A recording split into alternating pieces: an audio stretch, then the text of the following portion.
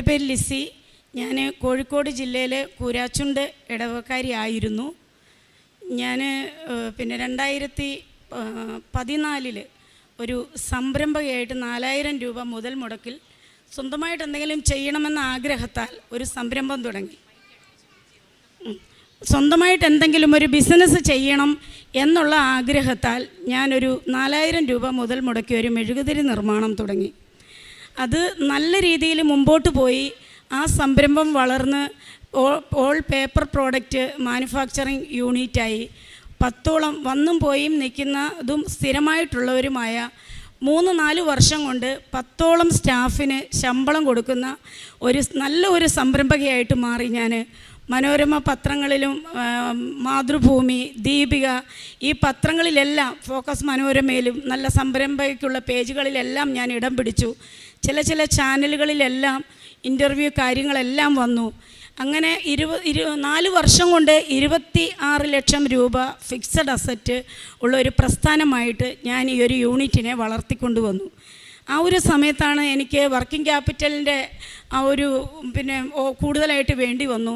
ഞാൻ ചിന്തിച്ചു, ഒരു പാർട്ട്ണർഷിപ്പ് വേണം, എങ്കിലേ എനിക്ക് ഈ ഒരു സംരംഭം മുമ്പോട്ട് കൊണ്ടുപോകാൻ പറ്റുള്ളൂ. ആ ചിന്ത വന്നത് എൻ്റെ ജീവിതത്തിൻ്റെ തകർച്ചയുടെ ആരംഭമായിരുന്നു. അങ്ങനെ 1-2 പേര് കമ്പനി വന്ന് കണ്ടു. പാർട്ട്ണർഷിപ്പ്, ഫിക്സഡ് അസറ്റും എക്യുപ്മെൻറ്റ്സും ഒക്കെ കൂടി 26 ലക്ഷം രൂപ വിലയിട്ടു.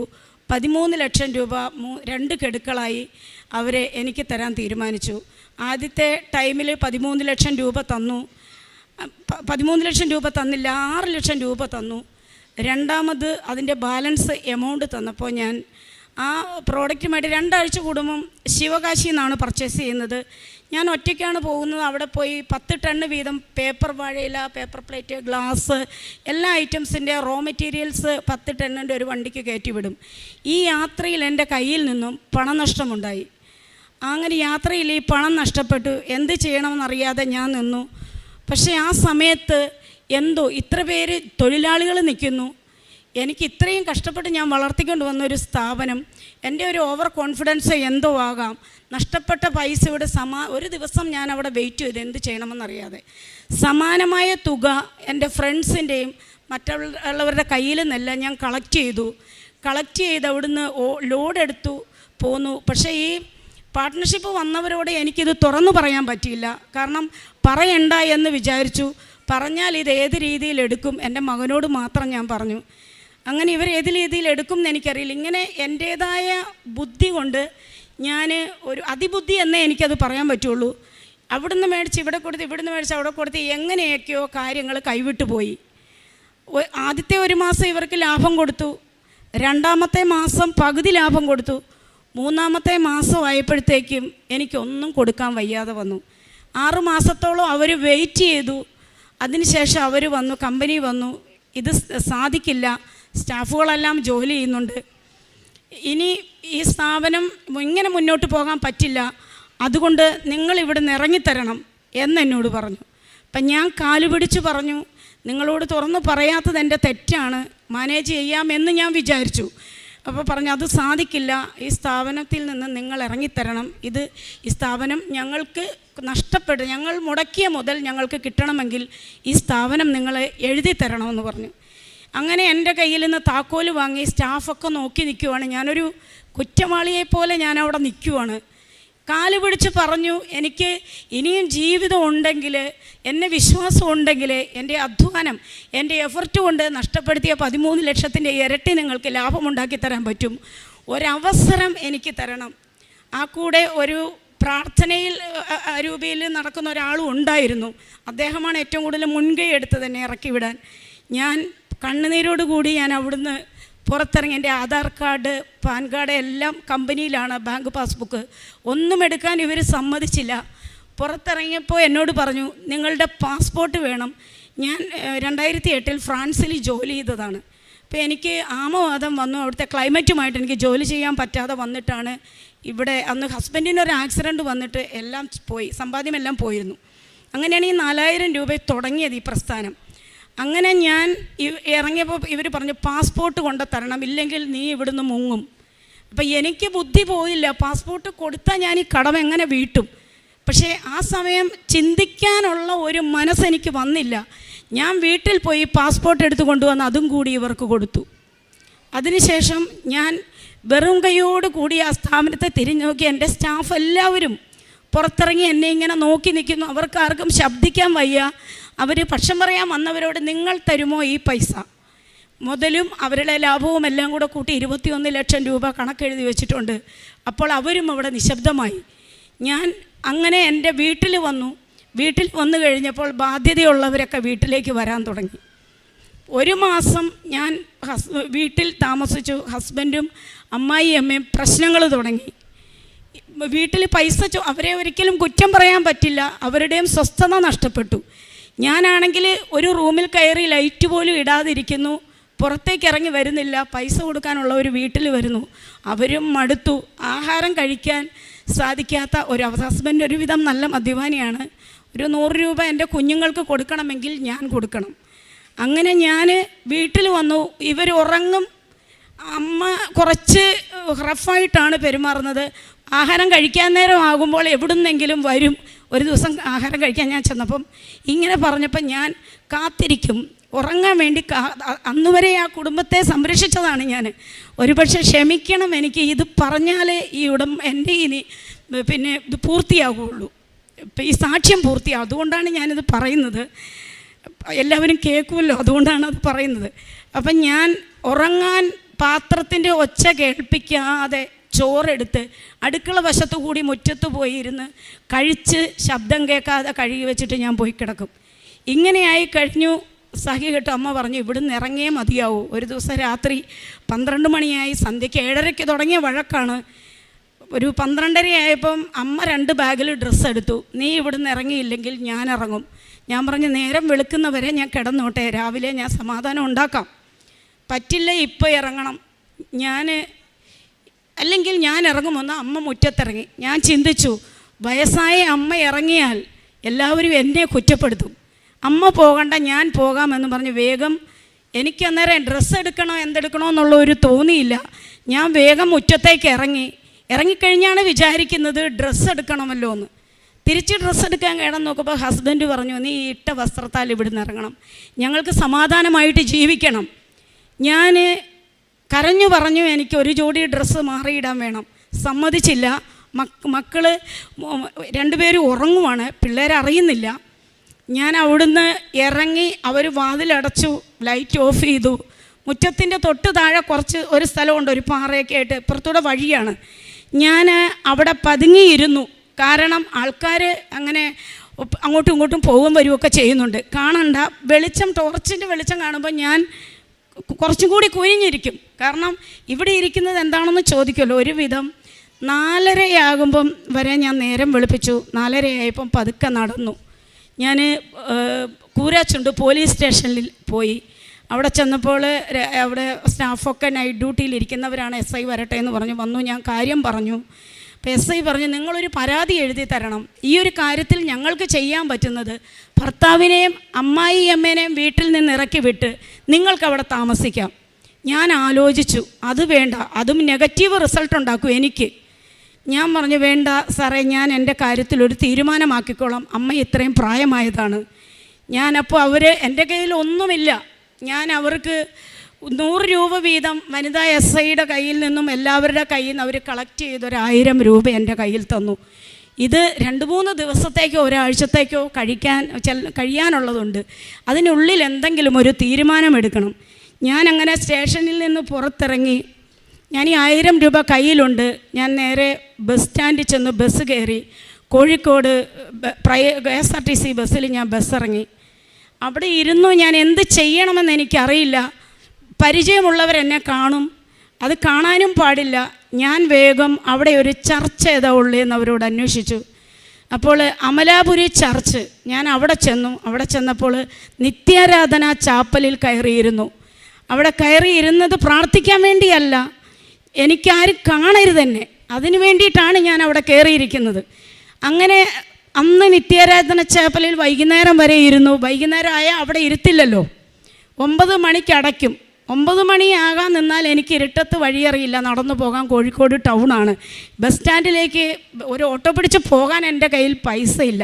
ഈ തന്ന 1000 രൂപ സൂക്ഷിച്ച് ചിലവാക്കിയില്ലെങ്കിൽ എനിക്ക് എത്ര ദിവസം ഇങ്ങനെ ജീവിക്കണം എന്നറിയില്ല. ആത്മഹത്യ ചെയ്യാനാണ് തീരുമാനം. ഏത് രീതിയിൽ മരിക്കാൻ നോക്കിയിട്ട് മരിച്ചില്ലെങ്കിൽ അതും പ്രശ്നം. അതുകൊണ്ട് പെട്ടെന്ന് മരിക്കുന്ന ഒരു വഴി തിരഞ്ഞെടുക്കാൻ വേണ്ടി രാവിലെ ഞാൻ നിത്യാരാധന ചാപ്പലിൽ പോയിരിക്കും. പ്രാർത്ഥിക്കുന്നൊന്നുമില്ല, കുറേ ആൾക്കാർ വന്നു പോകും, കുറച്ച് ഉറങ്ങും. വൈകുന്നേരം ഒരു ദിവസം KSRTC ബസ് സ്റ്റാൻഡിൽ വെയിറ്റിംഗ് റൂമിലിരിക്കും. അതിൻ്റെ പിന്നെ വേറൊരു ദിവസം റെയിൽവേ സ്റ്റേഷനിലേക്ക് നടക്കും, അവിടുത്തെ വെയിറ്റിംഗ് റൂമിലിരിക്കും. 3-ാം ദിവസം ഇട്ട ഡ്രസ്സ്, നമ്മൾ സ്ത്രീകൾക്കറിയാം ഒരു ദിവസം ഡ്രസ്സ് മാറിയില്ലെങ്കിൽ നമ്മുടെ ഒരു അവസ്ഥ. പക്ഷെ ഞാൻ അതിനെക്കുറിച്ചൊരു ബോധവതിയല്ല. ഞാൻ വിചാരിച്ചു മാവേലി എക്സ്പ്രസ് വരും, അതിനു മുമ്പിൽ ചാടിയാൽ വേദന അറിയാതെ ഒരു സെക്കൻഡ് കൊണ്ട് തീരും. ഞാനപ്പോൾ ഒരു പേപ്പറും പേനയും മേടിച്ചു. എൻ്റെ മകന് കത്തെഴുതി, സർക്കാരിന് കത്തെഴുതി, എൻ്റെ സ്ഥാപനം പിടിച്ചു വെച്ചവർക്ക് കത്തെഴുതി. എൻ്റെ മക്കൾക്ക് ഈ ബാധ്യത വരാത്ത രീതിയിൽ എന്തെങ്കിലും ചെയ്യണം. ഇൻഷുറൻസൊക്കെ ഉണ്ട് കമ്പനിക്ക്. ഞാൻ അങ്ങനെ കത്തെഴുതി. ഞാൻ വൈകുന്നേരം മാവേലി എക്സ്പ്രസ് വരുമ്പം ചാടാൻ കണക്കാക്കി നിൽക്കും. ആലപ്പുഴ റൂട്ടിന് പോകുന്ന ട്രെയിനാണ്. ഞാൻ ഇരുട്ടത്ത് മാറി ഒരു ബെഞ്ചിലിരുന്നു.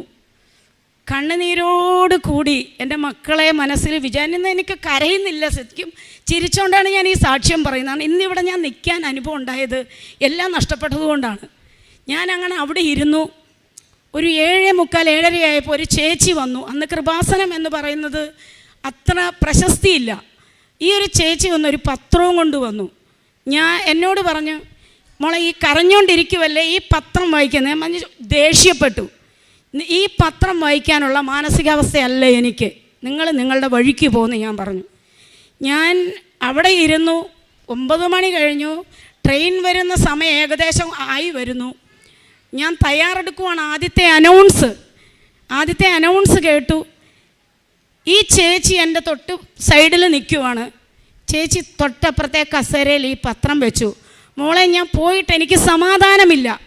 ഈ പത്രം ഞാനിവിടെ വെച്ചിട്ട് പോവുകയാണ്. ഈ പത്രം മോൾക്കൊരു ഉത്തരം തരും. മോൾ കരയുമല്ലേ, മനസ്സുണ്ടെങ്കിൽ ഇതെടുത്ത് വായിക്കൂ.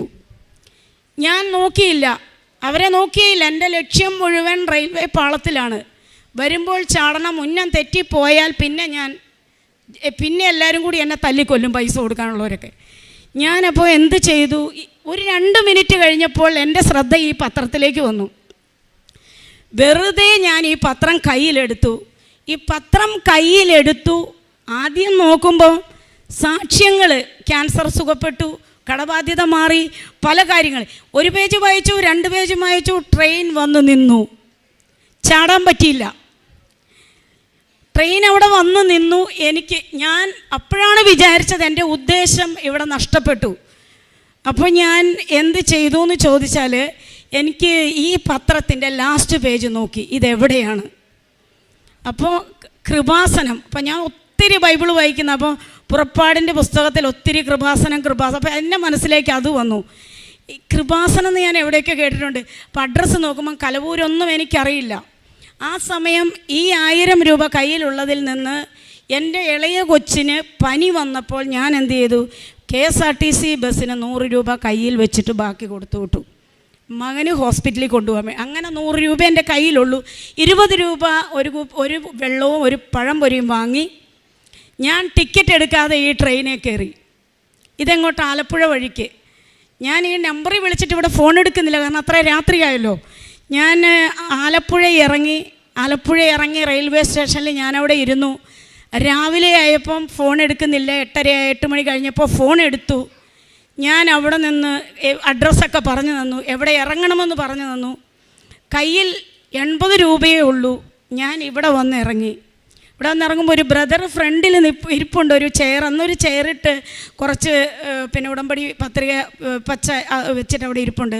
ഞാൻ ചോദിച്ചെങ്ങനെയൊക്കെയാണ് ഇവിടുത്തെ കാര്യങ്ങൾ. ബ്രദർ പറഞ്ഞു, ഉടമ്പടി എടുക്കണം, ചില്ലറ പൈസകളൊക്കെ വേണം. എൻ്റെ കയ്യിൽ 80 രൂപയേ ഉള്ളൂ. ഞാൻ പറഞ്ഞു, എൻ്റെ കയ്യിൽ പൈസ ഇല്ലല്ലോ ബ്രദറെ എന്ന് പറഞ്ഞു. അപ്പോൾ ബ്രദർ പറഞ്ഞു, അവിടെ ഓഫീസിൽ ചെന്ന് പറയൂ. ഞാൻ ഓഫീസിൽ ചെന്ന് പറഞ്ഞു, എൻ്റെ കയ്യിൽ പൈസ ഇല്ല, എനിക്ക് ഉടമ്പടി എടുക്കണം. അപ്പോൾ അവിടുന്ന് ഒരു ബ്രദർ എഴുന്നേറ്റ് വന്നു, ഇവിടെ ഓഫീസിൽ വന്ന് പറഞ്ഞു, ഈ കൊച്ചിന് ഉടമ്പടി എടുക്കണം, പൈസ വാങ്ങണ്ട എന്ന് പറഞ്ഞു. ഞാൻ ഈ ഉടമ്പടി എടുത്തു. ഉടമ്പടി എടുത്തു, കൗൺസിലിംഗ് ഉണ്ട്, അവിടെ പോയിരുന്നു. ഈ കാര്യങ്ങളെല്ലാം കേട്ടു. നിയോഗം എഴുതണമെന്ന് പറഞ്ഞു. 6 നിയോഗങ്ങൾ എഴുതാൻ ഞാൻ എന്തെഴുതണം? ചീപ്പ് വേണം, സോപ്പ് വേണം, മാറി കൊടുക്കാൻ ഡ്രസ്സ്, തോർത്ത്. എൻ്റെ ഏറ്റവും വലിയ നിയോഗങ്ങൾ അതാണ്. ഞാൻ ഇത് എഴുതണോ? തല ചായ്ക്കാൻ ഇടം വേണം. എന്ത് നിയോഗം എഴുതണം? ഞാൻ എഴുതിയില്ല. സോപ്പും ചീപ്പും വേണമെന്ന് എഴുതാൻ പറ്റുമോ? ഞാൻ എഴുതാതെ സിസ്റ്ററിൻ്റെ അടുത്ത് ചെന്നു. സിസ്റ്റർ പറഞ്ഞു, ഇത് പൂർത്തീകരിച്ചാൽ മാത്രമേ ഈ ഉടമ്പടി പൂർത്തിയാക്കാൻ പറ്റുള്ളൂ, നിയോഗം എഴുതി വരണമെന്ന് പറഞ്ഞു. ഞാൻ രണ്ടാമത് പോയി നിയോഗം എഴുതുമ്പോൾ ഈ അവസ്ഥയിലും ഉള്ളിലൊരു ചിരി വന്നു. കാരണം അതിന് മുമ്പ് എൻ്റെ മൂത്ത മകൻ ഏവിയേഷൻ പഠിച്ചതാണ് ചെന്നൈയിൽ. അന്ന് എനിക്ക് പഠിപ്പിക്കാൻ വകയുണ്ടായിരുന്നു. അതിലവന് വിദേശത്തേക്ക് പോകാൻ പറ്റിയില്ല. അതിനൊരുപാട് കടമ്പകൾ കടക്കണം. അപ്പോൾ അവൻ പറഞ്ഞിരുന്നു, മമ്മി എനിക്ക് ആയുർവേദ നഴ്സിംഗ് പഠിച്ചാൽ ചിലപ്പം പെട്ടെന്ന് പോകാം നമ്മുടെ ഈ അവസ്ഥയിൽ. അപ്പോൾ 2-3 ദിവസം മുമ്പ് എൻ്റെ ഈ മകനെ ഞാൻ ചേർത്തല KVMൻ്റെ അവിടെ ആയുർവേദ നഴ്സിംഗ് പഠിപ്പിക്കാൻ കൊണ്ടുവിട്ടിട്ട് തിരിച്ച് ചെല്ലുമ്പോഴാണ് വീട്ടിൽ കയറ്റാത്തത്. എൻ്റെ മകൻ ഇവിടെ ഉണ്ട്. അപ്പോൾ എൻ്റെ മകനെ ദൈവം ഇവിടെ എത്തിച്ചു, എനിക്കൊരു സംരക്ഷണം തരാൻ. ഞാൻ അതാണ് വിശ്വസിക്കുന്നത്. ഞാനിപ്പോൾ ഇവിടെ വന്നു നിയോഗം എഴുതുമ്പോൾ എൻ്റെ മകൻ്റെ ഏറ്റവും വലിയ ആഗ്രഹമാണ് വിദേശത്ത് പോകണമെന്ന്. എനിക്കത് ചിന്തിക്കാൻ അർഹതയില്ലെങ്കിലും എഴുതണമല്ലോ 6 എണ്ണം. ഞാനിത് സാധിക്കുമെന്ന് കരുതിയല്ല ഞാൻ എഴുതിയത്. ആദ്യം എഴുതി എൻ്റെ മകൻ്റെ വിദ്യാഭ്യാസം പൂർത്തിയാക്കണം, കൊണ്ട് ചേർത്തതേ ഉള്ളൂ. ഹോസ്റ്റൽ ഫീസ് 5000 വേണം, ഫീസ് 1,80,000 രൂപ വേണം, അവൻ്റെ മറ്റ് ആവശ്യങ്ങൾ വേണം, ഇളയ കൊച്ചിന് പഠനം വേണം. എൻ്റെ അമ്മ മരിച്ചിട്ട് വർഷങ്ങളായതാണ്. ഫാദർ വേറെ വിവാഹം കഴിച്ചു, സ്വത്തൊക്കെ അവർക്ക് കൊടുത്തു. എനിക്ക് സഹോദരനോ ആരുമില്ല.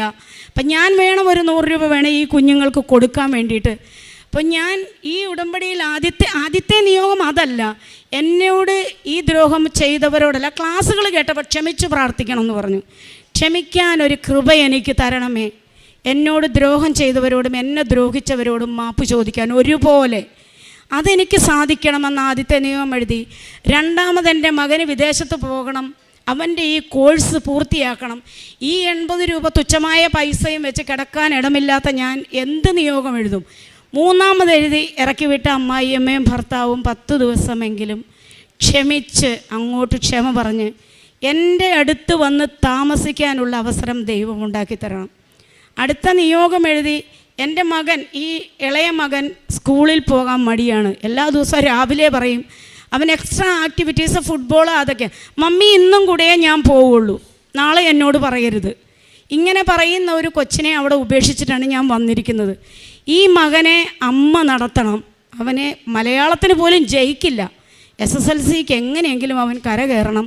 ഞാനോ ഇങ്ങനെയായി. അതുങ്ങൾ സ്വന്തം കാലിൽ നിന്നാലേ മുമ്പോട്ട് ജീവിതമുള്ളൂ. അങ്ങനെ നിയോഗങ്ങളെല്ലാം പൂർത്തീകരിച്ചു. ഞാൻ സിസ്റ്ററിൻ്റെ അടുത്ത് കൊണ്ട് കൊടുത്തു, പ്രാർത്ഥിച്ചു, തിരിച്ചു വന്നു. നല്ല പനി തുടങ്ങി, വിറയ്ക്കുന്നുണ്ട്. ഒരു പുതപ്പ് കിട്ടിയാൽ കൊള്ളാമെന്നൊക്കെ ഉണ്ട്. ഞാൻ ആ സമയത്ത് ഉടമ്പടി പൂർത്തീകരിച്ച് പോകാൻ ഇടമില്ലല്ലോ. എന്ത് ചെയ്യുമെന്ന് ആലോചിച്ച് അവിടെ ഒരു സിമെൻറ്റിൻ്റെ ഒരു സംഭവം കെട്ടിയിട്ടിട്ടുണ്ട്, അവിടെ കയറിയിരുന്നു. എന്താ ചെയ്യുക? ഇന്നോ നന്ദി ഉറങ്ങിയേ പറ്റൂ, പനിയുണ്ട്, ഗുളികയില്ല, ഒന്നുമില്ല. മാതാവിനോട് നോക്കി പറഞ്ഞു, എന്തായാലും ഞാൻ ഉടമ്പടി എടുത്തു, കേൾക്കാൻ പറ്റാത്ത നിയോഗങ്ങളും എഴുതിയിട്ടുണ്ട്, ഇതൊന്നും വേണ്ട എനിക്ക്. തൽക്കാലം ഇന്ന് എനിക്ക് തല ചായ്ക്കാൻ ഒരിടം തരണം മാതാവേ എന്നും പറഞ്ഞ് കണ്ണുനീരൊഴുക്കി. ഞാൻ കണ്ണടച്ച് പ്രാർത്ഥിച്ച് 3 മിനിറ്റ് കഴിഞ്ഞില്ല, ഒരു ചേച്ചി എൻ്റെ നേരെ നടന്നു വന്നു. എന്നോട് ചോദിച്ചു, എല്ലാവരും പോയല്ലോ, എന്താണ് പോകാത്തത്? ഞാൻ പറഞ്ഞു, ഞാൻ കോഴിക്കോട് നിന്ന് വരുന്നതാണ്, എനിക്ക് ഇന്ന് പോകാൻ പറ്റില്ല. ഈ കഥകൾ പറഞ്ഞാൽ വീട്ടിൽ കയറ്റില്ല, തൽക്കാലം ഒന്ന് കിടക്കണം, എൻ്റെ കൂടെ പോരെ നീ. ചേച്ചി പറഞ്ഞു. അവരുടെ വീട്ടിൽ പോയി പാരസിറ്റമോൾ തന്നു. ഉടമ്പടി പ്രാർത്ഥന തുടങ്ങിയില്ല, കുമ്പസാരം നടത്തിയിട്ട് വേണമല്ലോ തുടങ്ങാൻ. ഞാൻ ഇവിടെ വന്നു.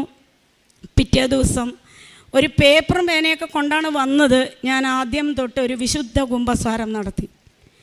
കാരണം എൻ്റെ ഓർമ്മ വെച്ച കണ്ണ് തുറന്ന കാലം മുതൽ ഞാൻ എന്തൊക്കെയാണോ ചെറിയ ഒരു മാങ്ങ കാണാതെ എടുത്ത തെറ്റുകൾ മുതൽ ഞാൻ ഈ പേപ്പറിൽ എഴുതി വെച്ചു. ഞാൻ കുമ്പസാരത്തിന് 1.5 മണിക്കൂർ സമയം കരഞ്ഞു കുമ്പസാരിച്ചു. അച്ഛൻ എന്നോട് പറഞ്ഞ്, കുമ്പസാര കൂട്ടിൽ വെച്ച് ഒരു അത്ഭുതം നടക്കും. അങ്ങനെ കുമ്പസാരിച്ച് കഴിഞ്ഞപ്പോൾ എന്തൊക്കെയോ ഭാരം ഇറങ്ങിപ്പോയി. അങ്ങനെ ആണ് ഞാൻ ഈ ചേച്ചിയുടെ വീട്ടിൽ ചെന്ന് പിറ്റേ ദിവസം വന്നു. പിറ്റേ ദിവസം എനിക്ക് പോകാൻ സ്ഥലമില്ലല്ലോ, അവിടെ അങ്ങനെ നിൽക്കാൻ പറ്റില്ലല്ലോ. ഞാൻ ചിന്തിച്ച്, ഇവിടെ കഞ്ഞിയുണ്ട്, ആ സമയത്ത് കഞ്ഞി കൊടുക്കുന്നുണ്ട്, ഉച്ചയ്ക്ക് ഇവിടുത്തെ കഞ്ഞി കിട്ടും, രക്ഷപ്പെട്ടു. രാവിലെയും വൈകിട്ടും വേണ്ട, ഇവിടെ വെള്ളമുണ്ട് അവിടെ വെള്ളമുണ്ട്, അതൊക്കെ കുടിച്ച് അന്നത്തെ ദിവസമാകും. വൈകുന്നേരം ആകുമ്പോൾ ആലപ്പുഴ റെയിൽവേ സ്റ്റേഷനിൽ ലേഡീസിൻ്റെ വെയിറ്റിംഗ് റൂമിൽ പോയിരിക്കും. ഡ്രസ്സില്ല. ഈ 80 രൂപയും തീരാൻ പോവാണ്. 20 രൂപ. ഇവിടെ വന്നപ്പോൾ ഇവിടെ ഞാൻ ചില ആൾക്കാരോടൊക്കെ കൈ നീട്ടി വാങ്ങും. എനിക്കൊരു 20 രൂപ തരുമോ, ആഹാരം കഴിക്കാനല്ല വണ്ടിക്ക് പോകാനാണ്. ഒരാഴ്ച 50 രൂപ കളക്ട് ചെയ്യും. അവിടെ പോയിരിക്കും. റെയിൽവേ സ്റ്റേഷനിൽ നിന്ന് തിരികെത്തി ചോദിച്ച് പ്രാർത്ഥിക്കും. രാവിലെ ഇവിടെ വരും. ഇവിടെ വന്ന് പ്രാർത്ഥിക്കാൻ എനിക്ക് ആ സമയമില്ല. മൈൻഡിൽ പ്രാർത്ഥനയില്ല. എനിക്ക് തലചായ്ക്കാൻ ഇടം വേണം. ഞാൻ ഇവിടെ വന്നിരിക്കും, അച്ഛൻ്റെ ക്ലാസ്സുകൾ കേൾക്കും, ഇവിടെ ഓരോരുത്തരെ സാക്ഷ്യങ്ങൾ കേൾക്കും. വൈകുന്നേരം അവിടെ പോയിരിക്കും. ഒരാഴ്ചക്കാലം ഇങ്ങനെ കടന്നുപോയി. ഒരു ഫോൺ വരുവാണ് റെയിൽവേ സ്റ്റേഷനിൽ ഇരിക്കുമ്പോൾ. എൻ്റെ മകൻ എന്നെ വിളിച്ചു, മമ്മി സത്യം പറയണം, മമ്മി എവിടെയാണ്?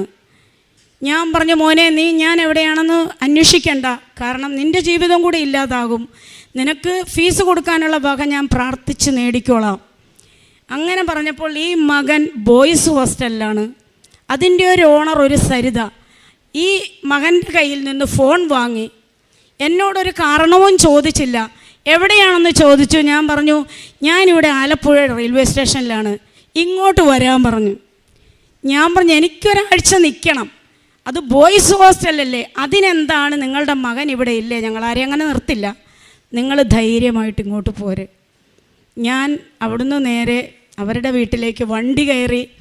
അവിടെ ചെന്നു. എന്നോടൊന്നും ചോദിക്കുന്നില്ല. 2 ദിവസം നിന്നു, 3 ദിവസം നിന്നു. കാര്യങ്ങളെല്ലാം അവിടുത്തെ ഞാനും കൂടി നോക്കി നടത്താൻ തുടങ്ങി. ഇവരിപ്പോൾ എന്നോട് കുറച്ച് ദിവസം കഴിഞ്ഞപ്പോൾ എന്നോട് ചോദിച്ചു, എന്താണ് പ്രശ്നങ്ങൾ. വളരെ ചുരുങ്ങിയ പകുതി ആ സമയം ഇവിടെ ആ ഒരു കിടപ്പാടം കിട്ടുന്നതിന് മുമ്പ് ചാനലുകളിൽ എൻ്റെ ഫോട്ടോ സഹിതം വന്നുകൊണ്ടിരിക്കുവാണ്. സോഷ്യൽ മീഡിയയിൽ വരുന്നുണ്ട്. കാരണം ഇത്രയും ബാധ്യത വെച്ച് പോയല്ലോ. എന്നെ വിളിക്കും, ഞാൻ ഫോൺ എടുക്കും. എവിടെയാണ്? ഞാൻ കൃപാസനത്തിലാണ്. എന്നാൽ നിന്നെ ഇപ്പോൾ അവിടുന്ന് പൊക്കും. പക്ഷെ ആരും വന്നിട്ടില്ല. ഞാൻ സത്യം പറഞ്ഞു കൃപാസനത്തിലാന്ന്, വരുവാണെങ്കിൽ വരട്ടെ എന്ന് ഇല്ലെങ്കിൽ പിള്ളേർക്ക് പ്രശ്നമാവുമല്ലോ. ഞാൻ കൃപാസനത്തിലാണ്. അമ്മ എന്നെ കൈവെള്ളയിൽ ഒരാൾ പോലും എന്നെ വന്ന് എന്നോടൊരു അപമര്യാദയായിട്ട് പെരുമാറാത്ത രീതിയിൽ ചാനലിലും വാർത്ത വന്നു, സോഷ്യൽ മീഡിയയിൽ വന്നു, വാട്സപ്പ് വഴി വന്നിട്ട് എന്നെ ഒരു രീതിയിൽ പോലും ഒരു ഉറുമ്പ് കടിക്കാതെ എന്നെ സംരക്ഷിച്ചു. അങ്ങനെ എനിക്ക് ഈ അഭയം കിട്ടി. ഞാൻ അവിടെ ചെന്നു. ഞാൻ സൈക്കോളജി കൗൺസിലറാണ്. ഇവള് ഈ സരിതയോട് പറഞ്ഞ ഓരോ കാര്യം. അപ്പോൾ സരിതയുടെ വീട്ടുകാർ കംപ്ലീറ്റ് എതിർക്കാൻ തുടങ്ങി. ഏതോ നാട്ടിൽ നിന്ന് വന്ന ഒരു സ്ത്രീയെ വീട്ടിൽ കയറ്റി കിടത്താൻ പാടില്ല, ഹസ്ബൻഡ് അടക്കം. എന്താണ് സംഭവം എന്നറിയില്ലല്ലോ, നാളെ ഒരു ആപത്തുണ്ടാക്കി വെച്ചാൽ നമ്മൾ സമാധാനം പറയേണ്ടി വരും. സരിതയെ കൊണ്ട് മാതാവ് പറയിച്ചു, എന്തെങ്കിലും സംഭവിച്ചാൽ ഇതിൻ്റെ ഉത്തരവാദിത്വം ഞാൻ ഏറ്റെടുത്തോളാം. അങ്ങനെ ഞാൻ അവിടെ നിന്നു. 3 വർഷക്കാലം ഞാൻ അവരുടെ വീട്ടിൽ താമസിച്ചു. ഞാൻ അഭയം കിട്ടിയ സമയം എനിക്ക് ദുബായിൽ നിന്നൊരു കോള് വന്നു. കോള് വന്നത് വർഷങ്ങൾക്ക് മുമ്പ് എനിക്ക് പൈസയുള്ള സമയത്തൊരു കൊച്ചിനെ ഗൾഫിൽ പോകാൻ ഞാൻ സഹായിച്ചിരുന്നു. ഞാൻ പിന്നീട് ആ പൈസ തിരിച്ചു വാങ്ങിയിട്ടില്ല. ഈ കൊച്ചാണ് എന്നെ വിളിക്കുന്നത്, ചേച്ചി. ഞാൻ ചേച്ചിയെ സ്വപ്നം കണ്ടു, ചേച്ചി എവിടെയാണ്? ഞാൻ കരഞ്ഞു പോയി, പൊട്ടിക്കരഞ്ഞു, എൻ്റെ അവസ്ഥ പറഞ്ഞു. ചേച്ചി വിഷമിക്കണ്ട, ഞാൻ 10,000 രൂപ വെച്ച് ഈ മാസം മുതൽ ഞാൻ ചേച്ചിക്ക് തരാം. അപ്പോൾ എൻ്റെ സങ്കടം, സരിത അഭയം തന്നു, എനിക്ക് ഭക്ഷണം തരുന്നു, എനിക്ക് താമസിക്കാൻ ഇടം തരുന്നു, പൂർണ്ണ സ്വാതന്ത്ര്യം തരുന്നു. എൻ്റെ മകനും കൂടി എനിക്ക് സൗജന്യം ചോദിക്കാൻ പറ്റുമോ? അവൻ്റെ ഹോസ്റ്റൽ ഫീസ് ഞാൻ കൊടുത്തേ മതിയാവും. അതിനാണ് മാതാവിനോട് പ്രാർത്ഥിക്കുന്നത്. നിയോഗങ്ങളൊക്കെ മാറ്റി വെച്ചിരിക്കുകയാണ്. ഈ കൊച്ചു പറഞ്ഞു 10,000 രൂപ. അപ്പോൾ 5,000 രൂപ മതിയല്ലോ ഹോസ്റ്റൽ ഫീസ്. 5,000 രൂപ മറ്റുള്ള ചിലവുകൾക്ക് ഉള്ള കാര്യത്തിനായി. അങ്ങനെ ഈ 5,000 രൂപ കൃത്യമായിട്ട് വരാൻ തുടങ്ങി. സരിത വഴി എനിക്ക് ചെറിയ ചെറിയ കൗൺസിലിങ്ങുകളൊക്കെ കിട്ടി. ചിലർ പൈസ തരില്ല, ചിലർ തരും. ഇഷ്ടമുള്ളത് തരും. 100 രൂപയാണെങ്കിലും ഞാൻ മേടിക്കും, ഗതിയില്ലെന്ന് കണ്ടാൽ വാങ്ങില്ല. അങ്ങനെ ഞാൻ മുന്നോട്ട് നീങ്ങുവാണ്. ആ സമയത്താണ് മകൻ്റെ കോഴ്സ് പൂർത്തിയാക്കാൻ ഫീസ് അടയ്ക്കണം. 80,000 രൂപ ഫീസ് അടയ്ക്കണം. എന്ത് ചെയ്യും? അഭയം തന്നവരോട് പൈസ ചോദിക്കാൻ പറ്റുമോ? അന്ന് ഞാൻ എൻ്റെ എല്ലാം എനിക്ക് നഷ്ടപ്പെട്ടല്ലോ. ഇവിടെ വന്ന് ഞാൻ ഈ അമ്മയോട് പറഞ്ഞു, അമ്മേ നീയാണ് എൻ്റെ അമ്മ, എനിക്ക് അമ്മയില്ല, സഹോദരങ്ങളില്ല. അമ്മയും എൻ്റെ അപ്പച്ചനും ഇവിടെ ഇരിപ്പുണ്ട്. എനിക്കൊരു ആവശ്യം വന്നാൽ ഞാൻ ഇങ്ങോട്ടല്ലാതെ പിന്നെ എവിടെ വരണം? ഞാൻ നേരെ വണ്ടി കയറി സരിതയോട് പറഞ്ഞു, സരിത ഞാൻ കൃപാസനത്തിൽ പോവുകയാണ്, കൊച്ചിന് ഫീസ് അടയ്ക്കാൻ നീ കൃപാസനത്തിൽ പോയിട്ട് എന്താടി കാര്യം എന്ന് എന്നോട് ചോദിച്ചു. ഞാൻ ഇവിടെ വന്നിരുന്ന് ഇങ്ങനെ പ്രാർത്ഥിക്കുന്നില്ല, കരയുകയാണ്. കണ്ണുനീരൊഴുകിക്കൊണ്ടിരിക്കുകയാണ്. വൈകുന്നേരമായി. ഇവിടെ ഇരിക്കുമ്പോൾ ഒരു ഫോൺ ബെല്ലടിച്ചു. ഞാൻ ഓടി അവിടേക്ക് പോയി. എന്നെ ബിസിനസ് ചെയ്തുകൊണ്ടിരിക്കുമ്പോൾ എന്നെ അറിയാവുന്ന ഒരു വൈദികൻ എന്നെ വിളിച്ചിരിക്കുകയാണ്. എവിടെയാണ് ലിസി എന്ന് ചോദിച്ചു. ഞാൻ പറഞ്ഞു ഞാൻ കൃപാസനത്തിലാണ് അച്ഛാ എന്നും പറഞ്ഞുകൊണ്ട് കരഞ്ഞു. എന്താണ് കാര്യം? എൻ്റെ മകന് ഫീസ് അടയ്ക്കാൻ നിർവാഹമില്ല. എത്ര രൂപയാണ് വേണ്ടത് ഫീസ്? ഞാൻ പറഞ്ഞു ഇപ്പോൾ അടയ്ക്കേണ്ടത് 80,000 ഇപ്പോൾ അടയ്ക്കേണ്ടതല്ല ചോദിച്ചത്, മുഴുവൻ ഫീസ് എത്രയാണ്? ഞാൻ പറഞ്ഞു 1,60,000 രൂപ. അക്കൗണ്ട് നമ്പർ തരൂ, ഞാൻ ഒരാളെ കൊണ്ട് പൈസ ഇടിയിപ്പിക്കാം. ഒരു സഹോദരനുണ്ട് ഇങ്ങനെ പഠിക്കാൻ സഹായിക്കുന്ന കുട്ടികളെ. 1,60,000 രൂപ ഒരു മണിക്കൂറിനകം ഈ കൃപാസനത്തിലിരിക്കുമ്പോൾ എൻ്റെ അക്കൗണ്ടിൽ വന്നു. അതുമായിട്ട് ഞാൻ സരിതയോട് ചെന്ന് പറഞ്ഞു, നീ ചോദിച്ചില്ലേ കൃപാസനത്തിൽ പോയാൽ പൈസ കിട്ടുമെന്ന്? പൈസയുമായിട്ടാണ് ഞാൻ വന്നിരിക്കുന്നത് കൊച്ചിൻ്റെ ഫീസ് അടയ്ക്കാൻ. അങ്ങനെ മകൻ്റെ ഫീസ് അടച്ചു. അവൻ്റെ കോഴ്സ് കഴിഞ്ഞ് അവൻ്റെ ഏറ്റവും വലിയ ആഗ്രഹമാണ് വിദേശത്ത് പോകണം, ഏവിയേഷൻ്റെ ജോലി നേടണം, ആയുർവേദ നഴ്സിങ്ങിൻ്റെ. ഇവൻ പലതരത്തിലും അന്വേഷിച്ചു. വിസ അവൻ തന്നെ തരപ്പെടുത്തി. പക്ഷേ എന്നോട് പറയുന്നില്ല. എങ്ങനെ പറയും? മമ്മി ഇങ്ങനെ ഈ അവസ്ഥയിലിരിക്കുമ്പോൾ എനിക്ക് വിദേശത്ത് പോകണമെന്ന് പറയാൻ പറ്റുമോ? അങ്ങനെ ഇവൻ്റെ ഫ്രണ്ട്സ് എന്നോട് പറഞ്ഞു, മമ്മി ആൽബിന് വിദേശത്ത് പോകാൻ ഒരു വിസ വന്നിട്ടുണ്ട്, എന്തെങ്കിലും ചെയ്യാൻ പറ്റുമോ? ഞാൻ അമ്മയെ മനസ്സിൽ വിചാരിച്ചു. എൻ്റെ അമ്മയല്ലേ, ഞാൻ സ്വീകരിച്ചു. എന്നെ ഉയർത്തുമെന്ന് വിശ്വസിച്ചു. ഈ സരിതയുടെ ഒരു കൂട്ടുകാരിയുണ്ട്. ആ ചേച്ചി എൻ്റെ കാര്യങ്ങളൊക്കെ ചോദിച്ചറിഞ്ഞിരുന്നു. എന്താണ് ലിസി പ്രശ്നം, മിണ്ടുന്നില്ലല്ലോ. അപ്പം അതിനിടയ്ക്ക് ഞാൻ വെറുതെ ഒരു നേരം പോക്കിന് ക്ലീനിങ് പ്രോഡക്ട്സിൻ്റെ മാനുഫാക്ചറിങ് ഒക്കെ പഠിച്ചിരുന്നു. അപ്പോൾ അതൊക്കെ ഓരോ ഡിഷ് വാഷ്, കംഫർട്ട്, അതൊക്കെ അവിടെ നിന്ന് ഉണ്ടാക്കി വീടുകളിലൊക്കെ കൊടുത്ത് ഒരു സൈഡിൽ കൂടി ചെറിയ രീതിയിൽ ലേണിംഗ് ഉണ്ട്. ഇങ്ങനെ മകൻ്റെ കാര്യം പറഞ്ഞു. എത്ര രൂപയാണ് മകന് വിദേശത്ത് പോകാൻ വേണ്ടത്? അവർക്ക് സ്വന്തമായി തുണിക്കടയുണ്ട്. അപ്പോൾ ഈ ചേച്ചി ആദ്യം ചെയ്തത്, ചേച്ചി പുറത്തേക്ക് വണ്ടി എടുത്തു പോയി. തിരിച്ച് വന്നപ്പോൾ 2 പെട്ടിയായിട്ടാണ് വരുന്നത്. ഒന്നൊരു ഹാൻഡ് ലഗേജ് വെക്കാനും ഒന്ന് ഇവന് കൊണ്ടുപോകാനുള്ള സാധനങ്ങൾ. ഞാൻ അന്തം വിട്ടുപോയി. ദൈവമേ, ഇതെന്താണ് എനിക്ക് മനസ്സിലാവുന്നില്ല. ഉടമ്പടിക്ക് ഇത്രമാത്രം ശക്തിയുണ്ടോ? അന്ന് ഞാൻ സ്വർഗസ്ഥനായ പിതാവെ മനസ്സറിഞ്ഞ് അർത്ഥമറിഞ്ഞ് പ്രാർത്ഥിക്കുവാണ്. വേറൊന്നുമല്ല, അന്നന്ന് വേണ്ടുന്ന ആഹാരം, അതിൻ്റെ അർത്ഥം ഞാൻ മനസ്സിലാക്കി. പ്രാർത്ഥിക്കുന്ന സമയമാണ്. ഈ ചേച്ചി പറഞ്ഞു, ഒന്നും അറിയണ്ട, ഇവൻ പോയി രക്ഷപ്പെട്ടാൽ പൈസയല്ലേ ലിസി, വിഷമിക്കേണ്ട. 2 ലക്ഷം രൂപ വരെ ചിലവായി. അവൻ്റെ ഡ്രസ്സ് ചേച്ചി മകനെ കൂട്ടിക്കൊണ്ടുപോയി. അവരുടെ കടയിൽ നിന്നും 7 ജോഡി വീതം വേണ്ട എല്ലാ ഡ്രസ്സുകളും അവന് വാങ്ങിക്കൊടുത്തു. അപ്പം ഞാൻ സങ്കടമാണ്. എൻ്റെ കൂടെ എൻ്റെ മകനൊരു വിദേശത്ത് പോകുമ്പോൾ എൻ്റെ വീട്ടിൽ നിന്ന് ആരുമില്ലല്ലോ. ഞാനിങ്ങനെ വെറുതെ എൻ്റെ മാനുഷികമാണല്ലോ, ഒന്ന് കിട്ടിക്കഴിയുമ്പോൾ അടുത്ത സങ്കടം വരുന്നു. ഞാനത് ഇങ്ങനെ ചിന്തിച്ചപ്പോൾ ഇവർ പറഞ്ഞു, ഞങ്ങളുണ്ടല്ലോ വീട്ടുകാർ, എല്ലാവരും കൂടെ വന്നു. മാന്യമായും നല്ല സന്തോഷത്തോടു കൂടിയും എൻ്റെ മകനെ എയർപോർട്ടിൽ നിന്ന് ദുബായിലേക്ക് യാത്രയാക്കി. എൻ്റെ ഒരു ഘട്ടം പൂർത്തിയായി. അതിനുശേഷം എൻ്റെ ഇളയ മകൻ 10ാം ക്ലാസ്സിൽ ടീച്ചർ വിളിച്ചു പറഞ്ഞു, ഇവനെ SSLC പരീക്ഷ എഴുതിപ്പിച്ചിട്ട് കാര്യമില്ല, കാരണം ഇവിടെ 100% വിജയമാണ്, മലയാളത്തിന് പോലും ജയിക്കാത്ത ഈ കൊച്ചു സ്കൂളിൻ്റെ മാനം പോകും, അവ സ്കൂളിലും വരില്ലല്ലോ, അറ്റൻഡൻസ് ഇല്ല. ഞാൻ പറഞ്ഞു, ടീച്ചറെ ഞാൻ ഉടമ്പടി എടുത്തിട്ടുണ്ട്. ഉടമ്പടി എടുത്തു എന്ന് പറഞ്ഞിട്ട് എന്ത് കാര്യം, കൊച്ചു പഠിക്കണ്ടേ എന്ന് ചോദിച്ചു.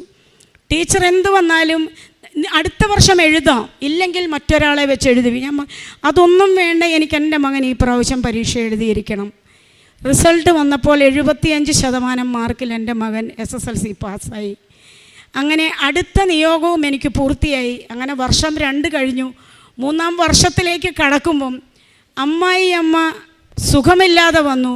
എന്നെ വിളിച്ചു. ഞാൻ ഫോൺ എടുത്തു. സംഭവിച്ചു പോയതിന് ക്ഷമ ചോദിച്ചു. എൻ്റെ നിയോഗമാണ്. ഞാൻ പോയി മാന്യമായ രീതിയിൽ കൊണ്ടുവന്നു. 10 ദിവസം എൻ്റെ സംരക്ഷണയിൽ ഇവിടെ താമസിച്ചു. ഞാൻ ഭക്ഷണം ഉണ്ടാക്കി കൊടുത്തു, മരുന്ന് കൊടുത്തു, സ്നേഹത്തോടെ നിന്നു. ഭർത്താവ് വന്നു, കൂട്ടിക്കൊണ്ടുപോയി. അപ്പോൾ കൊറോണ സമയമായി. സരിതയ്ക്ക് ഹോസ്റ്റലിൽ വിൽക്കണം. ഞാനുണ്ട്, കാരണം എത്രയും പെട്ടെന്ന് വിറ്റേ മതിയാകൂ. വിറ്റില്ലെങ്കിൽ അവൾ വളരെ വലിയ കടബാധ്യതയിലേക്ക് പോകും. പിള്ളേരില്ല. ഞാൻ ഈ സരിതയോട് പറഞ്ഞു, നീ എൻ്റെ കൂടെ പോര് കൃപാസനത്തിൽ, നീ ഹിന്ദുവാണെങ്കിൽ അതൊന്നും നോക്കണം, നീ എൻ്റെ കൂടെ വാ. ഞാൻ എന്തിനാണ്, നീ വാ, ഞാൻ പറഞ്ഞു തരാം എന്താന്ന് പറഞ്ഞു. ഞാൻ ഇവിടെ വന്നു. അവിടെ കൗണ്ടറിൽ കൊണ്ടുപോയി ഞാൻ നീ ഉടമ്പടി എടുക്കുക, എന്താണെന്നൊന്നും അവനെ അറിയത്തില്ല. ബാക്കി കാര്യങ്ങളൊക്കെ ഞാൻ പറഞ്ഞു കൊടുത്തു. നീ ആദ്യം ഹോസ്റ്റലിൽ വിൽക്കാൻ എഴുത്. അവൾ ആ ഹോസ്റ്റലിൽ വിൽക്കാൻ എഴുതി. 1 മാസത്തിനകം അത് മതിപ്പ് വില 55 ലക്ഷം രൂപയാണ്. 65 ലക്ഷം രൂപയ്ക്ക് ആ ഹോസ്റ്റലിൽ വിറ്റു. അവൾക്കും വിശ്വാസമായി. അങ്ങനെ ഞാനിങ്ങനെ ആ രീതിയിൽ മുമ്പോട്ട് പോവുകയാണ്. ഇവർ ഹോസ്റ്റലിൽ വിറ്റ് എനിക്കൊരു വീട് വേണമല്ലോ, വാടകയ്ക്കൊരു വീടെടുക്കണം, കാരണം ഇത് വിൽക്കുവാണ്. വാടകയ്ക്ക് വീടെടുക്കാൻ നോക്കിയപ്പം വീട്ടിലൊരു സ്റ്റൂൾ പോലും ഇടാനില്ല. റെയിൽവേ സ്റ്റേഷനിൽ കിടന്ന ഇടയ്ക്ക് എനിക്കെന്തിനാണ് ഫർണിച്ചർ? അതിൻ്റെ ആവശ്യമില്ലല്ലോ, ചിന്തിക്കുന്നില്ല. അമ്മ മാതാവിനോട് പറഞ്ഞ അഹങ്കാരമാണ്, എനിക്ക് ഫർണിച്ചർ വേണമെന്ന് ആഗ്രഹിച്ചാൽ അഹങ്കാരമാണ്. കാരണം റെയിൽവേ സ്റ്റേഷനിൽ ഷാള് വിരിച്ച് കിടന്നാണ് എൻ്റെ ജീവിതം ആരംഭിക്കുന്നത്, 2ാം ഘട്ടം. ഞാൻ അങ്ങനെ വിചാരിച്ചു, എന്ത് വന്നാലും വീടിൻ്റെ ഡെപ്പോസിറ്റ് കൊടുക്കാൻ പൈസ എല്ലാവരും തന്നു. 15 രൂപ ഡെപ്പോസിറ്റ്, 5000 രൂപ മാസ വാടക. അപ്പോൾ ഇവൻ്റെ പഠനം പൂർത്തിയായി വിദേശത്ത് പോയി. ആ കൊച്ചെനിക്ക് വീണ് ഞാൻ പറഞ്ഞു, മകന് ജോലി കിട്ടി, ഇനി ഈ പൈസ വേണ്ട, ചേച്ചിക്കിത് അവകാശപ്പെട്ടതാണ്, ചേച്ചിക്കൊരു വരുമാനമാണ്, ഇത്രയും ബാധ്യതയുണ്ടല്ലോ. അപ്പോൾ വാടക കൊടുക്കാൻ പൈസയായി. ഞാൻ അങ്ങനെ ഇവർ വീടെടുത്ത് തന്നു. താമസിച്ചിട്ടില്ല. ഒരു ദിവസം രാത്രി 11:30 ആയപ്പം സരിതയുടെ ഒരു കൂട്ടുകാരി എറണാകുളത്തുണ്ട്, ലക്ഷറി ഫ്ലാറ്റിൽ ജീവിക്കുന്നതാണ്. കൊച്ചിൻ്റെ പേര് ഹർഷ എന്നാണ്. ആ കൊച്ച് സരിതയെ വിളിച്ചിട്ട് കിട്ടാഞ്ഞിട്ട് എൻ്റെ നമ്പർ കളക്ട് ചെയ്ത് എന്നെ വിളിച്ചു. അപ്പോൾ എന്നെ വിളിച്ചു, ചേച്ചി എന്തു പറയുന്നു വിശേഷമൊക്കെ. സരിത വിളിച്ചിട്ട് ഫോൺ എടുത്തില്ല. എനിക്കൊരു കാര്യമുണ്ടായിരുന്നു, ചേച്ചി അർജൻറ്റായിട്ടൊന്ന് പറയാമെന്ന്. സരിത ഇവിടെ ഇല്ല, അവളൊരു സ്ഥലത്ത് പോയിരിക്കുകയാണ്, അതുകൊണ്ടാണ്. ആ വർത്തമാനം കുറച്ച് സമയത്തേക്ക് നീണ്ടു. എൻ്റെ കാര്യങ്ങളൊക്കെ ചോദിച്ചു. ഹോസ്റ്റലിൽ വിൽക്കുവാണല്ലോ ചേച്ചി, ഇനി എവിടെ പോകും? ഒരു വീടെടുത്തിട്ടിട്ടുണ്ട്, ഇനിയിപ്പോൾ എന്തെങ്കിലും 1-2 സ്റ്റൂളോ വല്ലതുമൊക്കെ മേടിക്കണം. ഈ കൊച്ച് അതൊക്കെ പറഞ്ഞ് ഫോൺ കട്ട് ചെയ്തു. 10 മിനിറ്റ് കഴിഞ്ഞപ്പോൾ എന്നെ തിരിച്ചു വിളിച്ചു, ചേച്ചി ഞങ്ങളുടെ ഫ്ലാറ്റിലുള്ള ഫർണിച്ചർ കുറേ നാളായി ഞാൻ വിചാരിക്കുന്നത് പുതുക്കണമെന്ന്. ലക്ഷറി ഫർണിച്ചറുകളാണ്, 2 ലക്ഷം രൂപ വില വരുന്ന ഫർണിച്ചറാണ്. ചേച്ചി ഒരു കാര്യം ചെയ്, അതിനൊരു 70,000 രൂപ, ചേച്ചിക്ക് 100 രൂപയാണോ തരാൻ പറ്റുമോ? 100 രൂപ എനിക്ക് തന്നാൽ മതി, ഒരു ദിവസം, ഇല്ലെങ്കിൽ ഒരാഴ്ച. ചേച്ചി ഇത് കൊണ്ടുപോയിക്കോ. ഞാൻ ഞെട്ടിപ്പോയി. ദൈവമേ, എൻ്റെ ആവശ്യം അറിഞ്ഞ് എനിക്ക് മുമ്പേ എൻ്റെ ഫർണിച്ചർ എടുക്കാൻ ചെല്ലുമ്പോൾ ഒരു തകരാറുകളുമെല്ലാം വാങ്ങിയിട്ട് 2 വർഷമായ റോയൽ ഫർണിച്ചറുകളെല്ലാം, സോഫ, ദിവാൻ കോട്ട്, കട്ടിലുകൾ 2 എല്ലാം ബോക്സ് കട്ടിൽ, പിന്നെ അങ്ങേയറ്റം അക്വേറിയം, ഒരു ആക്റ്റീവ വണ്ടിയടക്കം എടുത്തു വെച്ചിരിക്കുകയാണ് എനിക്ക് തരാൻ വേണ്ടിയിട്ട്. 1000 രൂപ കൊണ്ടുവരാൻ പറഞ്ഞു എന്നോട്, ഒരു കൈനീട്ടം. ഞാൻ 1000 രൂപ കൊണ്ടുപോയി പറഞ്ഞു. അവർ ഹിന്ദുക്കളാണ്, ഏതോ ദിശയിലേക്ക് ചേച്ചിയിൽ നിന്ന് ഞാനത് കൊടുത്തു. സാധനങ്ങൾ വണ്ടിയെ കയറ്റി വീട്ടിൽ കൊണ്ടുവന്നിറങ്ങി. വീട് നിറയെ ഫർണിച്ചറുകളായി. ദൈവമേ, ഞാൻ എവിടെയാണെന്ന് എനിക്കറിയില്ല. അങ്ങനെ ഒരു പുതിയ ജീവിതം ആരംഭിച്ചു. ഇടയ്ക്ക് അമ്മ വരും, നാത്തൂൻ വരാൻ തുടങ്ങി, ഭർത്താവ് വരാൻ തുടങ്ങി. കുഴപ്പമില്ലാതെ മുന്നോട്ട് പോവുകയാണ്. അതിൻ്റെ ഇടയ്ക്കൂടെ ഈ ചീത്ത വിളികൾ നടക്കുന്നുണ്ട്. പൈസ കൊടുക്കാനുള്ളവർ രാവിലെ വിളി തുടങ്ങും, 4:30-ക്ക് വിളി തുടങ്ങും. ഫോൺ എടുത്തില്ലെങ്കിൽ 100 മിസ്ഡ് കോള്, 50 മിസ്ഡ് കോൾ, ഈ ലെവലിൽ ഫോൺ എടുത്താൽ അപ്പന് വിളിക്കും, അമ്മയ്ക്ക് വിളിക്കും, മക്കളെ കൊല്ലുമെന്ന് പറയും, എന്നെ തട്ടിക്കൊണ്ട് പോകുമെന്ന് പറയും. ഭീഷണികളുടെ ഘോഷയാത്രയാണ് അത്. ഒരു വഴിക്ക് നടക്കുന്നുണ്ട്. ഞാൻ കാല് പിടിക്കും, ഞാൻ വിശ്വാസ പ്രമാണം ചൊല്ലും. ഇവർ ചീത്തയും തെറിയും വിളിക്കുമ്പോൾ ഞാൻ വിശ്വാസ പ്രമാണം ചൊല്ലും. ഇത് കേൾക്കും, ഞാൻ പറയും എനിക്കൊരു വരുമാനമുണ്ടാകുന്ന എൻ്റെ മകനൊക്കെ പോയിട്ടുണ്ട്, ഞാൻ കുറച്ചാണെങ്കിലും തരും. ഇങ്ങനെ ഈ വർഷകാലം അത്രയും എല്ലാ ദിവസവും ചീത്ത കേൾക്കും. ഞാൻ മടുത്തു, വീണ്ടും ഞാൻ മടുത്തു. അതിനു മുമ്പ് ഞാൻ സാക്ഷ്യം പറയാൻ വന്നപ്പം സിസ്റ്റർ എന്നോട് പറഞ്ഞു, സാക്ഷ്യമൊക്കെ കുറേ എഴുതി, സാമ്പത്തിക കാര്യം ചോദ്യചിഹ്നമായിട്ട് നിൽക്കുവാണ്. ഉടമ്പടി എടുത്ത് സാക്ഷ്യം പൂർത്തിയാകണമെങ്കിൽ എല്ലാ നിയോഗങ്ങളും നടക്കണം. അതിൻ്റെ കാര്യം തീരുമാനമായിട്ടില്ല, ഒക്കെ തീരുമാനമാക്കിയിട്ട് വാ സാക്ഷ്യം പറയാൻ. ഞാൻ വീണ്ടും തിരിച്ചുപോയി. ഈ കഴിഞ്ഞ ആഴ്ച വരെ കേട്ടാൽ അറയ്ക്കുന്ന രീതിയിലുള്ള ചീത്ത വിളികൾ കേട്ട് എൻ്റെ ഓരോ ദിവസവും കടന്നു പോവുകയാണ്. 4 പേരുടെ മുമ്പിൽ എനിക്ക് ഇരിക്കാൻ വയ്യ. ഇരിക്കുമ്പോൾ ഫോൺ വരും, മറുപടി പറഞ്ഞാലും ഒരു അരമണിക്കൂർ കേട്ടാലും വീണ്ടും ഇവർ കട്ട് ചെയ്തിട്ട് വീണ്ടും വിളിക്കും. 1-2 പേരല്ല വിളിക്കുന്നത്. ഞാൻ എന്ത് ചെയ്തു? കഴിഞ്ഞ ആഴ്ച ഞാനൊരു തീരുമാനമെടുത്തു. ഞാനൊരു രാവിലെ പ്രത്യക്ഷീകരണ പ്രാർത്ഥന ചൊല്ലിയില്ല, എനിക്ക് എഴുന്നേക്കാൻ വയ്യ, ദുഃഖം. 2 പേരാണെങ്കിൽ ആത്മഹത്യ ചെയ്യും, വിഷം മേടിച്ച് വീട്ടിൽ ഞാൻ താമസിക്കുന്നിടത്ത് വരും. ആ ഒരു ലെവലിലൊക്കെയുള്ള സംസാരങ്ങൾ. വീണ്ടും ഞങ്ങൾ എൻ്റെ ഒരു ഫോട്ടോ വാട്സപ്പിലിട്ട് ഇപ്പോഴും കിടപ്പുണ്ട്. ഈ ഫോട്ടോ വെച്ചാണ് 2ാമത് ഞങ്ങൾ പണി തുടങ്ങും. അങ്ങനെ പറഞ്ഞു. ഞാൻ എന്ത് ചെയ്തു? പ്രത്യക്ഷീകരണ പ്രാർത്ഥന 11 മണിയായിട്ടും ചൊല്ലിയില്ല. 11 മണിയായപ്പോൾ ഞാൻ നീലത്തിരി കത്തിച്ച് വെച്ച് പ്രത്യക്ഷീകരണം ചൊല്ലി. അതിനിടയ്ക്ക് എനിക്ക് കണ്ണിനൊരസുഖം വന്നു. കണ്ണ് പുറത്തേക്ക് ഉന്തി വീർത്തിരിക്കുകയാണ്. ആമവാദത്തിൻ്റെ അസുഖം അധികരിച്ച് അതൊരു 3rd സ്റ്റേജ് ആകുമ്പോൾ കണ്ണിന് എഫക്റ്റ് ചെയ്യും. അപ്പം അത് കണ്ണ് ദ്രവിച്ചു പോകാനുള്ളൊരു ഘട്ടം ആരംഭമാണ്. സ്ക്ലീറൈറ്റിസ് എന്ന് പറഞ്ഞ അസുഖമാണ്. അതിന് മെഡിസിൻ കഴിക്കുമ്പോൾ ബൈസിലോൺ എന്ന് പറഞ്ഞൊരു ടാബ്ലറ്റാണ്. അത് കഴിക്കുമ്പോൾ ഡയബറ്റിക് വരും. 3 നേരവും ഇൻസുലിൻ എടുക്കണം. ഞാൻ ആ ടാബ്ലറ്റ് കഴിക്കൽ നിർത്തി. അങ്ങനെ കണ്ണിനൊരസുഖം. എൻ്റെ മുഖത്തേക്ക് നോക്കാൻ ആൾക്കാർക്ക് ഭയമാണ്. കാരണം കണ്ണ് ഫോട്ടോയുണ്ട്. കഴിഞ്ഞ ആഴ്ച വരെ എൻ്റെ ആ കണ്ണിങ്ങനെയാണ് ഇരുന്നത്. കരിനീല കളറിൽ ഒരാൾക്ക് എൻ്റെ മുഖത്തേക്ക് നോക്കാൻ പേടിയാണ് ഈ കണ്ണ്. ഞാൻ അങ്ങനെ വേദനയുണ്ട്. എനിക്ക് ലൈറ്റ് ഇടത്തില്ല, വെയിലടിക്കത്തില്ല, സൂര്യപ്രകാശത്തെ നോക്കത്തില്ല. ആൾക്കാർക്ക് പേടി, ഇത് പകരുന്ന രോഗമാണോ, കണ്ണി സുഖമാണോ. പോട്ടെ, ഞാൻ എന്ത് വന്നാലും ഈ പറഞ്ഞു നിർത്തിയിരുന്നും തുടങ്ങുവാണ്. പ്രത്യക്ഷീകരണ പ്രാർത്ഥന തിരികെത്തിച്ചു. അത് ചൊല്ലി അതിനുശേഷം വൈകുന്നേരം ഒന്നും ആകാൻ കാത്തില്ല. അപ്പം തന്നെ ഞാൻ സായാഹ്ന പ്രാർത്ഥന ചൊല്ലി മാതാവിൻ്റെ മുമ്പിൽ നിന്ന് ഞാനൊരു തീരുമാനമെടുത്തു. ഞാനിപ്പോൾ പോയി കിടക്കാൻ പോവുകയാണ്. ഇനി ഞാൻ മാതാവെ, എനിക്ക് തെറി കേൾക്കാൻ വയ്യ, എൻ്റെ ഈശോപ്പച്ച തെറി കേൾക്കാൻ വയ്യ. ഇനിയൊരു ജലപാനം ഞാൻ കഴിക്കണമെങ്കിൽ എനിക്ക് ഈ കടബാധ്യതയിൽ ഒരു സമാധാനമുണ്ടാകും. എനിക്ക് പണം വേണ്ട, എന്നോട് ക്ഷമിച്ചെനിക്ക് സാവകാശം തരണം. എനിക്കൊരു ഭവനം വേണ്ട, അത് എന്ന് ഈശോയ്ക്ക് തരാൻ പറ്റുമെങ്കിൽ മാത്രം മതി. ഞാൻ പ്രാർത്ഥിക്കുവാണ്. ഭക്ഷണം ഉപേക്ഷിച്ചു. ഒന്നുകിൽ എൻ്റെ ജീവൻ എടുക്കണം, നിത്യതയിലേക്ക് പോകാൻ അർഹതയുണ്ടെങ്കിൽ പോകണം, ഇല്ലെങ്കിൽ എനിക്ക് മറുപടി തരണം. ഞാൻ കട്ടിലേ പോയി കിടന്നു. ആദ്യത്തെ ദിവസം കിടന്നു, വലിയ ക്ഷീണമൊന്നുമില്ല. അവിടെ തന്നെ കിടന്നു, തിരിയുന്നു മറിയുന്നു ഒന്നുമില്ല. മുകളിലേക്ക് നോക്കി കിടക്കുവാണ്. കണ്ണുനീരൊഴുകുന്നു, കോളുകൾ വരുന്നു, ഞാൻ എടുക്കുന്നില്ല. 2ാമത്തെ ദിവസവും ഇങ്ങനെ തന്നെ കടന്നുപോയി. വൈകുന്നേരമായപ്പോൾ എൻ്റെ നാവൊക്കെ അല്പം കുഴയാൻ തുടങ്ങി. തീരുമാനമാകട്ടെ, പതുക്കെ ഇറങ്ങിപ്പോയി പുറത്തെ ഗേറ്റ് പൂട്ടി. ആരും കയറി വരണ്ട, എനിക്കിനി തെറി കേൾക്കാൻ വയ്യ. മക്കളെ കൊല്ലും, ഇളയ മകനെ കൊല്ലുമെന്ന് ഭീഷണിപ്പെടുത്തുന്നു. അവന് നൊന്താലേ നീ വരുവുള്ളൂ എന്ന് പറയുന്നു. വേണ്ട, ഞാൻ ഉള്ളത് കൊണ്ടല്ലേ എന്ന് വിചാരിച്ച് ആത്മഹത്യ ചെയ്യില്ല. ഞാൻ ഭക്ഷണം കഴിക്കാതെ എൻ്റെ ജീവൻ ഇങ്ങനെ പോകാനാണ്. ഈശോയ്ക്ക് ഇഷ്ടമെങ്കിൽ നടക്കട്ടെ എന്ന് വിചാരിച്ച് ഞാൻ അവിടെ കിടന്നു. 3ാം ദിവസം രാവിലെ പ്രത്യക്ഷീകരണ പ്രാർത്ഥന ചൊല്ലാൻ നാവ് ചലിക്കുന്നില്ലെങ്കിലും ഒരു നീലത്തിരി മനസ്സിൽ സങ്കല്പിച്ചുകൊണ്ട് ഞാൻ പതിയെ ചൊല്ലിക്കഴിഞ്ഞപ്പോൾ പെട്ടെന്ന് എൻ്റെ മനസ്സിലേക്ക് ഒരു കാര്യം വന്നു. ഞാനൊരു ഉടമ്പടി ധ്യാനം കേട്ടിരുന്നു.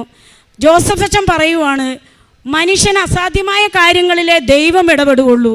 മനുഷ്യനെ കൊണ്ട് സാധിക്കുന്ന കാര്യങ്ങളും കൊണ്ട് ഉടമ്പടി എടുക്കാൻ വന്നാൽ അതിന് കാലതാമസം നേരിടും. ദൈവത്തിന് ജോലി വേണ്ടേ? ദൈവത്തിന് ജോലി വേണമെങ്കിൽ മനുഷ്യർക്ക് ചെയ്യാൻ പറ്റുന്ന കാര്യമാണെങ്കിൽ അവിടെ ദൈവം പെട്ടെന്ന് ഇടപെടി. ഈ ഒരു കാര്യം എൻ്റെ മനസ്സിലേക്ക് ഓടി വന്നു. ഞാൻ എനിക്ക് എഴുന്നേക്കാൻ വയ്യ. വളരെ തളർന്ന അവശതയായി ഞാൻ വലിഞ്ഞെഴുന്നേറ്റ് ഒരു പേനയും പേപ്പറും എടുത്തു. ലൂക്ക 18:27 എനിക്ക് എഴുതാൻ പറ്റുന്നില്ലെങ്കിൽ പോലും മനുഷ്യനാൽ അസാധ്യമായത് ദൈവത്തിന് സാധ്യമാണ്. ജോസഫ് അച്ഛൻ പറഞ്ഞല്ലോ, മനുഷ്യന് സാധിക്കാത്ത കാര്യമാണെങ്കിൽ മാത്രം ദൈവം അവിടുന്ന് പെട്ടെന്ന് ഉടമ്പടിക്ക് മറുപടി കിട്ടും. ഇങ്ങനെ പറഞ്ഞല്ലോ എന്ന് വിചാരിച്ച് കുറേ എന്തൊക്കെയോ എഴുതി വെച്ചു. ഞാൻ വീണ്ടും കിടന്നു. എൻ്റെ ഫോണിൽ കോള് വരാൻ തുടങ്ങി.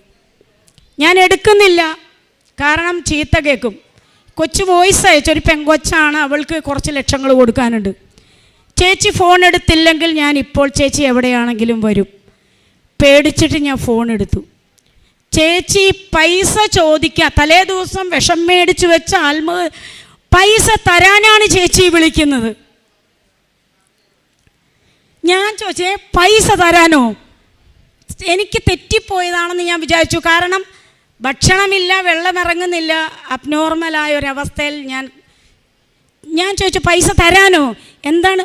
അതേ ചേച്ചി, എനിക്കെന്താണെന്നറിയില്ല ചേച്ചി, ഇത്രയും ദിവസം ചേച്ചിയെ തെറി വിളിച്ചതാണ് ഞാൻ.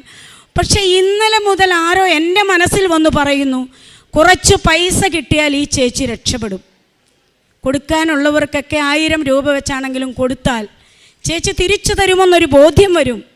അതുകൊണ്ട് ചേച്ചി, എനിക്ക് എന്ത് ചെയ്യണമെന്നറിയില്ല, ഈ പൈസ ഞാൻ തരണ്ട എന്ന് മനസ്സ് പറയുമ്പോഴും എനിക്ക് പൈസ ചേച്ചിക്ക് കൊടുക്കാൻ എൻ്റെ മനസ്സിലിരുന്ന് ആരോ പറയുന്നു, ചേച്ചി ഒരു കാര്യം ചെയ്യ്, നാളെ ചേച്ചി വയലാറിന് വാ, ഞാനൊരു ഹെൽമെറ്റ് കൊണ്ടുവരാം, നമുക്കൊരു സ്ഥലം വരെ പോകാം, ചേച്ചി നാളെ വാ. 11 മണിയാകുമ്പം ചാടി എഴുന്നേറ്റ് ഒരു ഗ്ലാസ് വെള്ളം എടുത്തു കുടിച്ചു.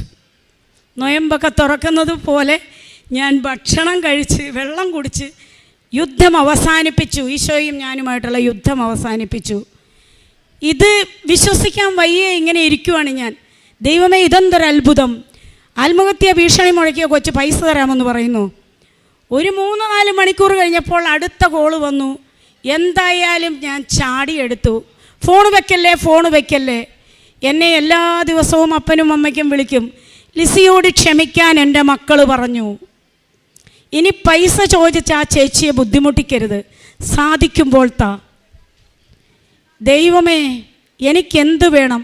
ആ സമയമാണ് ഞാൻ വിചാരിക്കുന്നത്, ഇത്രയും നിയോഗങ്ങൾ സാധിച്ചു തന്നല്ലോ, അഭിഷേകത്തിലിരിക്കുവാണ് ഞാൻ.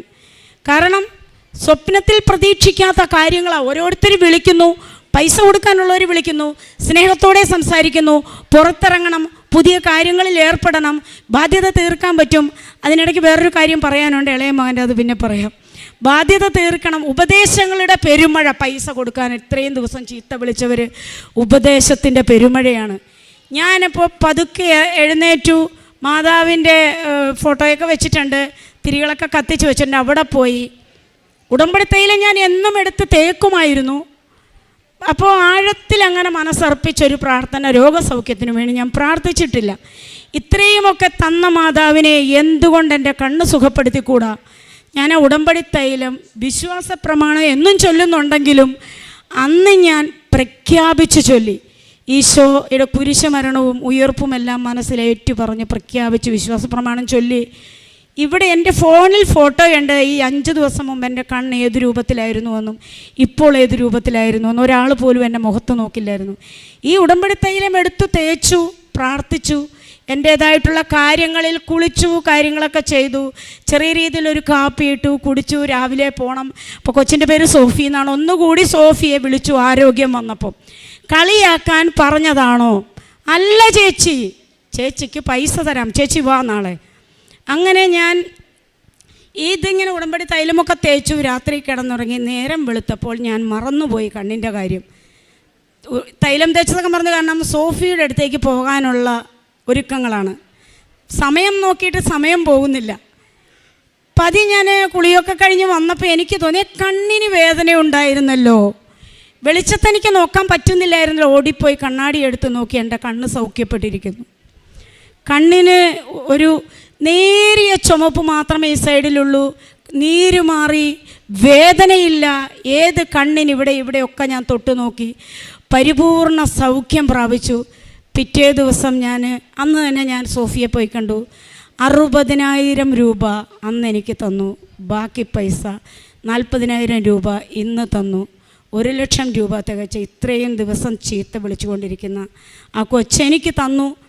ചില്ലറ പൈസകളൊക്കെ എല്ലാവർക്കും കൊടുത്തു. ഇനി ഞങ്ങൾ പൈസ ചോദിക്കില്ല, സാധിക്കുമ്പോൾ ഇങ്ങോട്ട് വിളിച്ച് താ എന്ന് പറഞ്ഞു.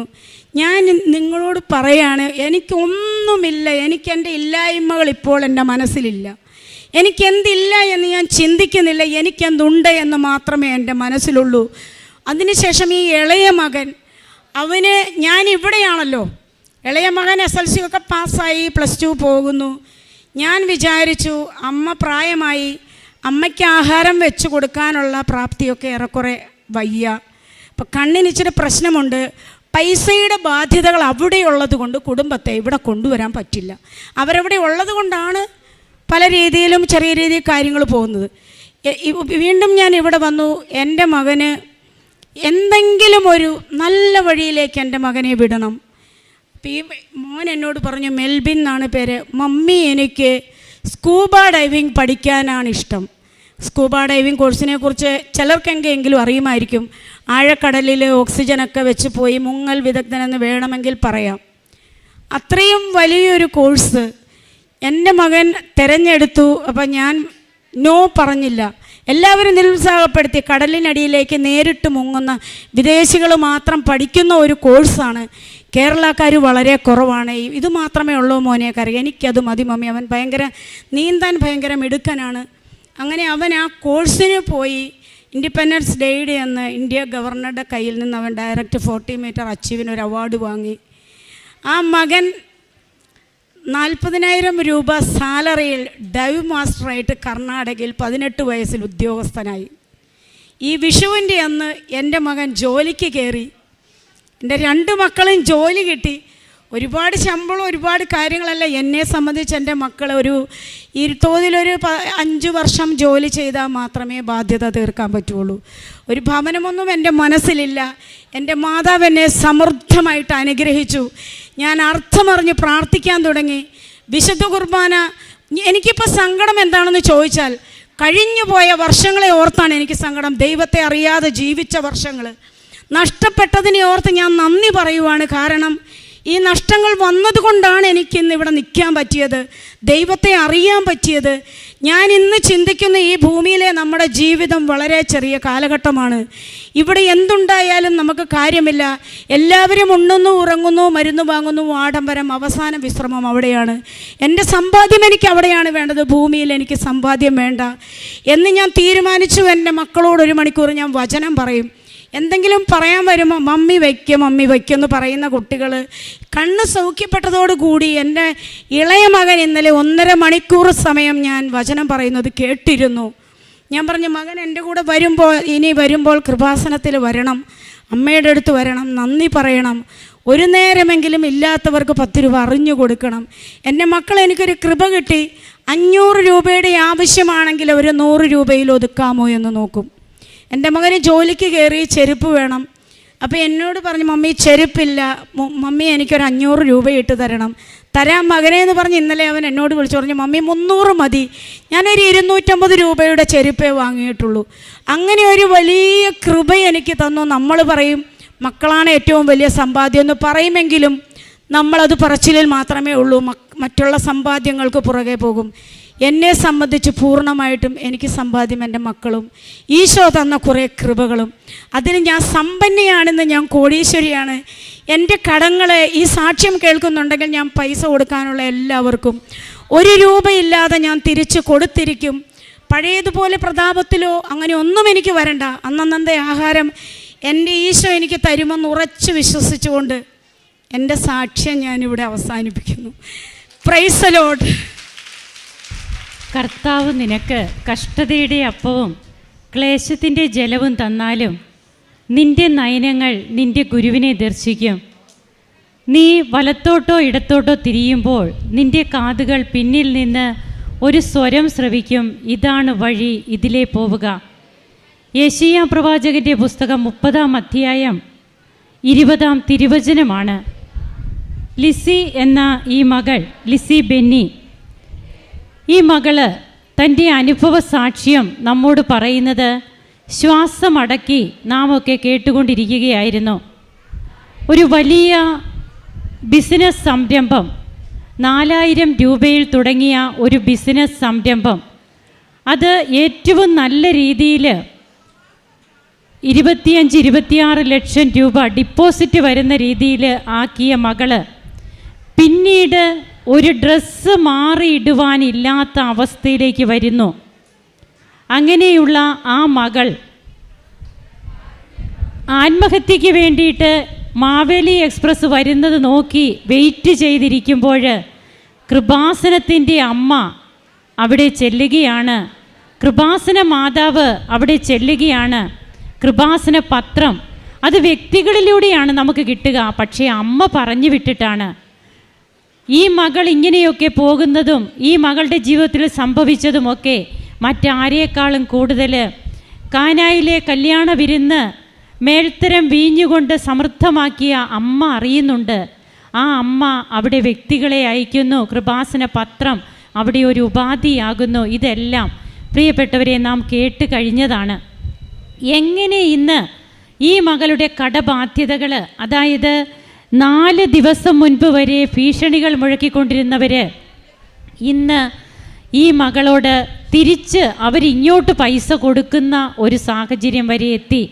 അങ്ങനെ ഈ മകൾ ഇന്ന് കടക്കെണികളിൽ നിന്നൊക്കെ മോചിക്കപ്പെട്ട് തൻ്റെ അനുഭവ സാക്ഷ്യത്തിലൂടെ എങ്ങനെ ദൈവത്തിൻ്റെ ഒരു സാക്ഷിയായിത്തീരുന്നു ഇവിടെ ആ മകൾ വന്നു ചേർന്നതും പിന്നീട് ജീവിതത്തിലുണ്ടായ ഓരോ അവസ്ഥകളും അതിന് സിസ്റ്റർ വിവരിച്ച് പറയേണ്ട കാര്യമില്ല. ഇവിടെയാണ് തിരുവചനം പറയുന്നത്, കർത്താവ് നിനക്ക് കഷ്ടതയുടെ അപ്പവും ക്ലേശത്തിൻ്റെ ജലവും തന്നാലും നിൻ്റെ നയനങ്ങൾ നിൻ്റെ ഗുരുവിനെ ദർശിക്കും. ഒരിക്കലും ഈ മകള് ഈശോയെ തള്ളി പറഞ്ഞില്ല. തനിക്ക് വേണ്ടത് സ്വർഗസ്ഥനായ ഞങ്ങളുടെ പിതാവേ എന്ന പ്രാർത്ഥന. ബഹുമാനപ്പെട്ട ജോസഫ് അച്ഛൻ നമ്മോട് പറയുന്നുണ്ട്, സ്വർഗസ്ഥനായ എൻ്റെ പിതാവേ എന്നല്ല ഈശോ പറഞ്ഞത്, സ്വർഗസ്ഥനായ ഞങ്ങളുടെ പിതാവേ. അതായത് മറ്റുള്ളവർക്ക് വേണ്ടി കൂടി നാം പ്രാർത്ഥിക്കണം, മറ്റുള്ളവർക്ക് വേണ്ടി മാധ്യസ്ഥം വഹിക്കണം. ക്ഷമിക്കുന്ന ഒരു മകള് തന്നെ 12 മണി രാത്രിയിൽ വീട്ടിൽ നിന്ന് ഇറക്കി വിടുമ്പോൾ, ഉടുതുണിക്ക് മറുതുണിയില്ലാതെ തന്നെ ഇറക്കി വിടുമ്പോൾ അവിടെ ക്ഷമിച്ച് പ്രാർത്ഥിക്കുന്ന മകള്, ആ അമ്മയെയും ഭർത്താവിനെയും വീണ്ടും പരിചരിക്കുന്ന മകള്, ഈ മകള് ഒരു നല്ല കുമ്പസാരം നടത്തുന്നു. തനിക്ക് ഒന്നുമില്ലാതെ ഇവിടെ വരുന്നു. 1.5 മണിക്കൂർ നേരത്തെ കുമ്പസാരം, തന്നെ വിശുദ്ധീകരിച്ച് ഉടമ്പടി പിന്നീട് ഈ മകൾ അങ്ങ് ജീവിക്കുകയാണ്. അങ്ങനെ ഈ മകളുടെ ജീവിതത്തിലേക്ക് എങ്ങനെയാണ് കൃപകൾ വർഷിക്കപ്പെട്ടത് നാം കേട്ട് കഴിഞ്ഞതാണ്. ഓരോ സ്റ്റെപ്പ് ബൈ സ്റ്റെപ്പായിട്ട് വളരെ നീണ്ട ഒരു സാക്ഷ്യ വിവരണമാണ്. എന്നാൽ അത് വളരെ ആത്മാർത്ഥമായിട്ട് ഈ മകൾ ഇവിടെ പങ്കുവെക്കുകയാണ്. അത് നാം കേട്ട് കഴിഞ്ഞതാണ്.